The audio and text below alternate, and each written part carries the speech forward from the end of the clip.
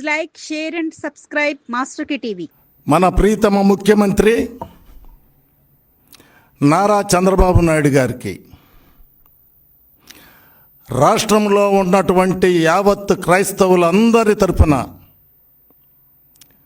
మరుముఖ్యంగా pastors తరపున వారికి కృతజ్ఞతలు తెలియజేసుకుంటా ఉన్నాం. ఈరోజు చాలా పవిత్రమైనటువంటి రోజు. క్రీస్తు పాప విముక్తి నుండి రక్షించుటకు ఈ లోకానికి వచ్చినది క్రైస్తవ సత్యం. క్రీస్తు మరణించిన రోజు ఈ రోజు. మూడవ దినమున పునరుద్ధానుడై లేచి ఈ ప్రపంచానికి వెలుగునిచ్చినటువంటి క్రీస్తు ఆ యొక్క పవిత్రమైనటువంటి దినాన్ని పురస్కరించుకొని మన ప్రీతమ ముఖ్యమంత్రి నారా చంద్రబాబు నాయుడు గారు పాస్టర్లకు సంబంధించినటువంటి గౌరవ వేతనాన్ని గత సంవత్సరం మే నెల నుంచి నవంబర్ వరకు రావాల్సినటువంటి గౌరవ వేతనాన్ని నిన్న పాస్టర్లకు సంబంధించినటువంటి బ్యాంక్ అకౌంట్స్లో వేయటం అనేది జరిగింది. గతంలో మన ప్రీతమ నాయకుడు నారా లోకేష్ గారు పాదయాత్రను ప్రారంభించి ఈ రాష్ట్ర నలుమూలలు కూడా తిరిగినటువంటి పరిస్థితి. ఆయన పాదయాత్ర సమయంలో కొంతమంది పాస్టర్లు వారిని కలిసి, అయ్యా మాకు గౌరవ వేతనం మీరు రేపు అధికారంలోకి రాగానే మాకు గౌరవ వేతనం ఇవ్వమని చెప్పి అడగటం జరిగింది. ఆ రోజున ఆయన మనకి హామీ ఇచ్చారు, మేము అధికారంలోకి రాగానే తప్పకుండా పాస్టర్లకు సంబంధించినటువంటి గౌరవ వేతనాన్ని ఇస్తామని చెప్పి చెప్పడం జరిగింది. అదేవిధంగా ఈ రోజున నారా చంద్రబాబు నాయుడు గారి దృష్టికి తీసుకెళ్ళినప్పుడు ఆర్థికమైనటువంటి ఇబ్బందులు ఈ రాష్ట్రంలో భయంకరంగా ఉన్నాయి. గత ప్రభుత్వంలో జగన్మోహన్ రెడ్డి ఈ యొక్క రాష్ట్రాన్ని సర్వనాశనం చేసినటువంటి పరిస్థితి. దాదాపుగా 10 లక్షల కోట్ల పైన అప్పులు పాలు చేసినటువంటి పరిస్థితి. ఈ రాష్ట్రాన్ని అంధకారంలోకి నెట్టినటువంటి పరిస్థితి. అయినా కూడా ఇచ్చినటువంటి మాటని నిలబెట్టుకోవటం కోసం పవిత్రమైనటువంటి దినాన క్రీస్తు మరణించినటువంటి రోజున రేపు అంటే ఆదివారం ఈస్టర్ పండుగ ప్రపంచవ్యాప్తంగా జరుపుకునేటువంటి పండుగ క్రైస్తవులందరూ ఆనందోత్సవాలతో జరుపుకునేటువంటి పండుగ దినాన అభిషక్తులైనటువంటి వారికి తప్పకుండా గౌరవవేతనం ఇవ్వాలనేటువంటి మంచి ఉద్దేశంతో మరి నారా చంద్రబాబు నాయుడు గారు 8,427 మంది పాస్టర్లు అప్లై చేసుకుంటే వారందరూ కూడా గౌరవ వేతనాన్ని ఇచ్చి క్రైస్తవ సమాజం మీద వారికి ఉన్నటువంటి గౌరవాన్ని, వారికి ఉన్నటువంటి నమ్మకం, విశ్వాసాన్ని చాటుకున్నటువంటి పరిస్థితి. మొట్టమొదటి నుంచి కూడా చంద్రబాబు నాయుడు గారికి క్రైస్తవ సమాజం మీద మంచి విశ్వాసం ఉన్నటువంటి వ్యక్తి. జగన్మోహన్ రెడ్డి ఆయన యొక్క ప్రభుత్వంలో క్రైస్తవుల్ని ఓటు బ్యాంకు కింద వాడుకున్నటువంటి పరిస్థితి. ఆయన బైబిల్ పట్టుకొని, వాళ్ళ తల్లి బైబిల్ పట్టుకొని ఈ రాష్ట్రం మొత్తం కూడా తిరిగి క్రైస్తవ సమాజాన్ని ముందుకు తీసుకుని వెళ్తామని చెప్పారు. కానీ వారి అధికారంలోకి వచ్చిన తర్వాత క్రైస్తవుల్ని, మరుముఖ్యంగా ఎస్సీల్ని సర్వనాశనం చేసినటువంటి ముఖ్యమంత్రి ఎవరైనా ఉండాలంటే అది జగన్మోహన్ రెడ్డి అని చెప్పి కూడా ఈ సందర్భంగా తెలియజేస్తాను. వారికి సంబంధించినటువంటి ఏవైతే ఉన్నాయో సంక్షేమ కార్యక్రమాలు అన్నిటిని కూడా నాశనం చేసినటువంటి పరిస్థితి. జగన్మోహన్ రెడ్డి క్రైస్తవుల్ని ఓటు బ్యాంకుగా మాత్రమే వాడుకున్నాడు తప్పితే వారి మీద ఎక్కడ కూడా విశ్వాసం కానీ నమ్మకం కానీ లేదు. ఏ ఒక్క పని కూడా క్రైస్తవులకి చేసినటువంటి దాఖలాలు ఎక్కడ కూడా లేవని చెప్పి కూడా ఈ సందర్భంగా తెలియజేస్తా ఉన్నాను. మరి ముఖ్యంగా ఆనాడు నారా చంద్రబాబు నాయుడు గారు క్రైస్తవుల గురించి ఆలోచించారు. ఎందుకంటే రాజ్యాంగ ఫలాలు ఉన్నటువంటి ఈ దేశంలో, ఈ రాష్ట్రంలో క్రైస్తవులు రాజ్యాంగ ఫలాలని అనుభవించలేకపోతున్నారు. రాజ్యాంగ ఫలాల్ని ఒకే కులంలో ఉన్నటువంటి మాలలు కానీ మాదిగలు కానీ ఎస్సీలుగా ఉన్నటువంటి వారు రాజ్యాంగ ఫలాలను అనుభవిస్తూ ఉన్నారు. క్రైస్తవులుగా ఉన్నటువంటి వారు ఆర్థికంగా, రాజకీయంగా, సామాజికంగా అన్ని రంగాల్లో కూడా దెబ్బతింటున్నారు. వారితో పాటు వీరికి కూడా సమానమైనటువంటి అవకాశాలు కల్పించాలనేటువంటి మంచి ఉద్దేశంతో ఆ రోజున 2014, 2019 సంవత్సరంలో క్రైస్తవులకు సంబంధించి ఒక కార్పొరేషన్ ఏర్పాటు చేసి ఆ కార్పొరేషన్కి 100 కోట్ల రూపాయల నిధులను కేటాయించి క్రైస్తవుల గురించి ఆలోచించినటువంటి నాయకుడు ఎవరైనా ఉన్నారంటే అది నారా చంద్రబాబు నాయుడు గారు అని చెప్పి కూడా ఈ సందర్భంగా తెలియజేస్తూ ఉన్నాం. జగన్మోహన్ రెడ్డికి అనేక సార్లు మేము క్రైస్తవులందరూ కూడా విన్నవించుకున్నారు. ఆ రోజున నారా చంద్రబాబు నాయుడు గారు క్రైస్తవులకు సంబంధించినటువంటి క్రైస్తవ భవనాన్ని రాష్ట్రంలో ఉన్నటువంటి క్రైస్తవ పాస్టర్లందరూ కూడా అయ్యా మాకు ఒక రాష్ట్రానికి సంబంధించినటువంటి క్రైస్తవ భవనం కావాలి అని చెప్పి అడిగినప్పుడు వెంటనే 2 ఎకరాల భూమిని 10 కోట్ల రూపాయల నిధులను కేటాయించి వెంటనే భవనాన్ని అప్పటికప్పుడు పనులను స్టార్ట్ చేసి భవన నిర్మాణం చేపడితే అధికారంలోకి వచ్చినటువంటి జగన్మోహన్ రెడ్డి క్రైస్తవుల్ని సర్వనాశనం చేశాడు. అయ్యా ఆ యొక్క భవనం అసాంఘిక కార్యక్రమాలకి నెలకొని ఉంటుంది. ఆ యొక్క భవనాన్ని పాడు చేస్తున్నారు. మీరు వెంటనే నిలిపివేయబడినటువంటి పనులను పునఃప్రారంభించండి అని చెప్పి మేము అనేక సార్లు ధర్నాలు చేశాం, రిప్రజెంటేషన్స్ ఇచ్చాం. కానీ దున్నపోతు మీద వర్షం పడితే ఏ విధంగా ఉండిద్దో జగన్మోహన్ రెడ్డికి ఆ విధంగా ఉంది. ఎప్పుడు కూడా క్రైస్తవుల గురించి ఆలోచించినటువంటి పరిస్థితి లేదు. ఈ రోజున నారా చంద్రబాబు నాయుడు గారు అధికారంలోకి రాగాలనే మళ్ళీ క్రైస్తవ భవనానికి 10 కోట్ల రూపాయల నిధులను ఇచ్చి వెంటనే ఆ భవనాన్ని పనులను స్టార్ట్ చేసి క్రైస్తవులకి ఆ భవనాన్ని త్వరగా అప్పచెప్పాల్సినటువంటి బాధ్యత మన మీద ఉందని చెప్పి నారా చంద్రబాబు నాయుడు గారు చెప్పడం జరిగింది. వెంటనే కలెక్టర్ గారు ఆ యొక్క ప్రాంగణానికి వచ్చి ఆ ప్రాంగణాన్ని మొత్తం కూడా చూసి పనులను స్టార్ట్ చేయమని చెప్పి కూడా చెప్పడం జరిగింది. ఆ విధంగా క్రైస్తవుల మీద ఉన్నటువంటి గౌరవాన్ని నారా చంద్రబాబు నాయుడు గారు చాటుకున్నారు.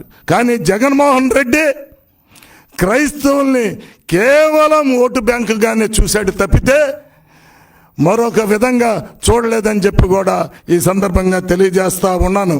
అంతేకాదు ఆ రోజున నారా చంద్రబాబు నాయుడు గారు మరి ముఖ్యంగా క్రైస్తవుల్లో ఉన్నటువంటి పిల్లలు పెళ్ళిళ్ళు చేసుకోవటానికి ఆర్థికమైనటువంటి ఇబ్బందులు పడి చాలా దారుణమైనటువంటి పరిస్థితిలో క్రైస్తవులు ఉండారని చెప్పి భావించినటువంటి నారా చంద్రబాబు నాయుడు గారు ఏ పిల్లలైతే పెళ్ళిళ్ళు చేసుకుంటున్నారో ఆ పిల్లలకి వివాహ ఖర్చుల కింద 50,000 రూపాయలు ఇవ్వటం అనేది జరిగింది. జగన్మోహన్ రెడ్డి ఏం చెప్పాడు, నేను అధికారంలోకి రాగానే 1,00,000 రూపాయలు చేస్తానని చెప్పాడు. కానీ ఆ పెళ్లి కానుక ఏమైపోయిందో కానీ ఏ ఒక్కరు కూడా ఈ రాష్ట్రంలో పెళ్లి కానుక అనేది జగన్మోహన్ రెడ్డి ఇవ్వలేదని చెప్పి కూడా ఈ సందర్భంగా తెలియజేస్తా ఉన్నాను. ఆ విధంగా క్రైస్తవ సమాజాన్ని సర్వనాశనం చేసినటువంటి ముఖ్యమంత్రి ఎవరైనా ఉన్నాడంటే జగన్మోహన్ రెడ్డి అని చెప్పి కూడా ఈ సందర్భంగా తెలియజేస్తా ఉన్నాను. అంతేకాదు ఆ రోజున నారా చంద్రబాబు నాయుడు గారు మరి జెరూసలేం యాత్రకి చాలా పవిత్రమైనటువంటి స్థలం. ఆ యొక్క జెరూసలేం యాత్రకి ఎవరైతే వెళ్తారో వారందరూ కూడా 40,000 రూపాయలు ఇచ్చేటువంటి పరిస్థితి. జెరూసలేం యాత్రకి వెళ్ళండి, మీకు నేను 40,000 రూపాయలు ఇస్తానని చెప్పినటువంటి చంద్రబాబు నాయుడు గారు, నేను మళ్ళీ అధికారంలోకి వస్తే వెంటనే ఆ 40,000ని 75,000 రూపాయలు ఇస్తానని చెప్పారు చంద్రబాబు నాయుడు గారు. కానీ జగన్మోహన్ రెడ్డి అధికారంలోకి వచ్చిన తర్వాత ఏ ఒక్కరు కూడా కేవలం 30,000 మాత్రమే వారు ఇచ్చేవారు. కొంతమంది మాత్రమే జెరూసలేం యాత్రకి వెళ్ళేటువంటి పరిస్థితి. అంతేకాకుండా నారా చంద్రబాబు నాయుడు గారు మరి ముఖ్యంగా శ్మశాన వాటికల్ని డెవలప్ చేసేటువంటి పరిస్థితి. ఎక్కడైతే శ్మశానిక వాటికలు ఉన్నాయో వాటిలన్నింటిని కూడా బ్యూటిఫికేషన్ చేసి కాంపౌండ్ వాల్స్ని కట్టి వాళ్ళకి శుభ్రంగా బరియల్ గ్రౌండ్స్ ఉండే విధంగా మరి చర్యలు చేపడతాం అనేది జరిగింది.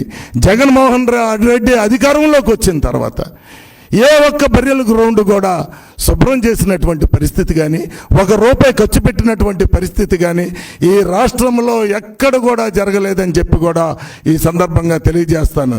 ఇంకా సమాధులకు సంబంధించినటువంటి స్థలాలు ఎక్కడైతే ఉన్నాయో ఆ యొక్క భూముల్ని కబ్జా చేసినటువంటి పరిస్థితి.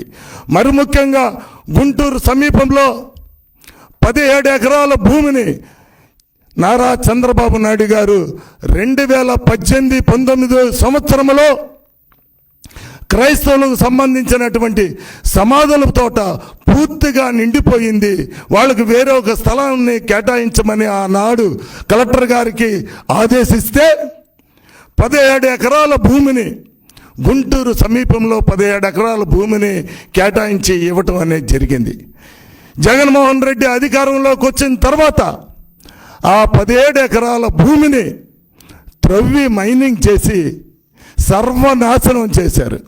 మేము ఆ యొక్క ప్రాంతానికి వెళ్ళి అనేక సార్లు ధర్నాలు చేసి, అయ్యా ఈ యొక్క ప్రాంతాన్ని మరి తవ్వుతున్నారు, ఈ యొక్క సమాధుల తోటను నాశనం చేస్తున్నారని చెప్పి ప్రభుత్వ అధికారుల దృష్టికి తీసుకునేలా ఏ ఒక్కరు కూడా చెల్లించినటువంటి పరిస్థితిని మేము చూసాం.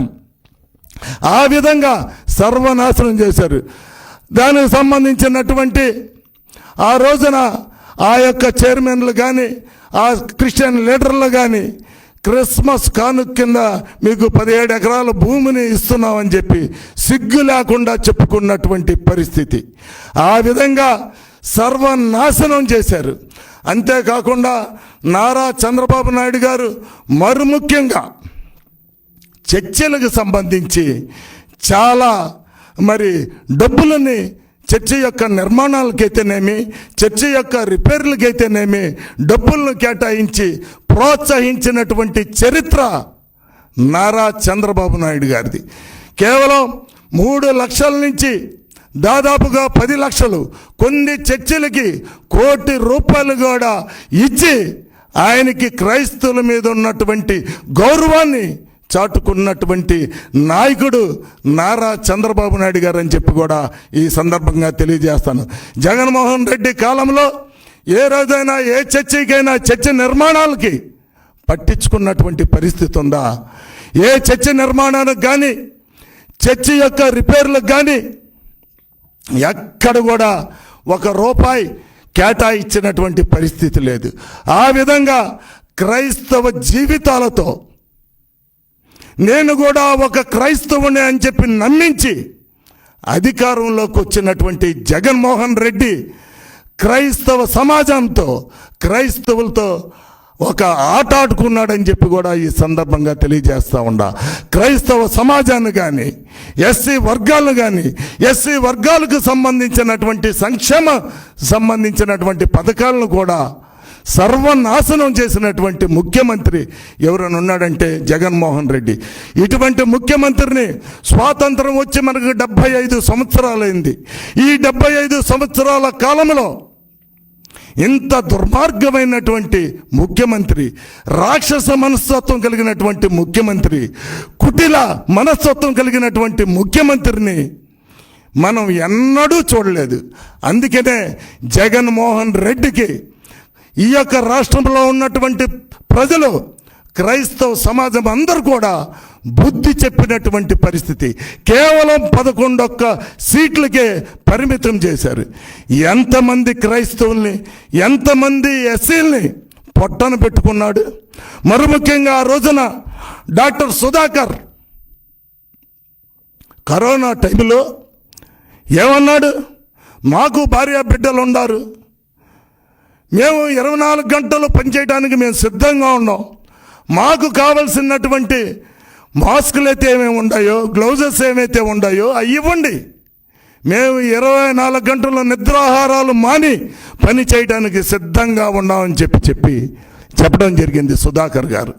అయితే ఆయన్ని అడిగాడనేటువంటి ఆలోచనతో ఆయన్ని ఏ విధంగా సర్వనాశనం చేశారు, ఆయన్ని ఏ విధంగా ఇబ్బంది పెట్టారు.